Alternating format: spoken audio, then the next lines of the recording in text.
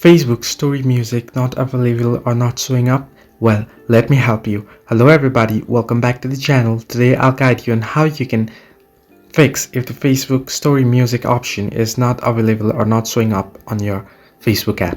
Now, if you open up the app here and head over to create a story and then select a certain picture or a video, and then you'll get the music option on the right hand side on the screen here, and then you can select any music and search for any music. Now, what if you don't find this option?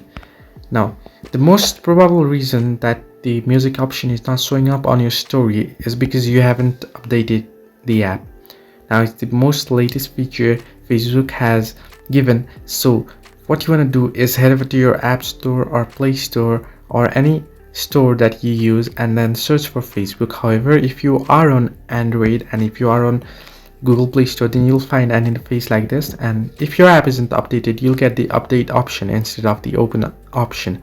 So just tap on update and update your app, and once it gets updated, head over to Facebook, log into your account, and then head into story, and you should be able to find music. However, if you don't find it, then it might just be a bug or glitch, so in that case you might want to reset the app.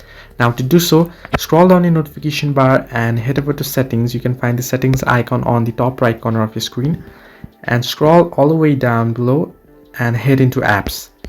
Now, once in apps, what you can do is you can always scroll down and search for Facebook. Now you can search it easily from search bar. I'll just search it from search bar now and head into Facebook and open up Facebook and scroll down. You'll find the option stories. If you are on iPhone, however, you might want to upload the app. You'll get the option to upload the apps, so you can upload the app. If you are on Android device, then what you want to do is clear the data. Now tap on clear data and delete it, and now what this does is basically it resets your app and it removes any glitches and bugs that might be happening. So delete your data and get back to Facebook and you should be good to go. Hope this helped. Do like and subscribe, and do not forget to leave a comment down below if you have any further issues.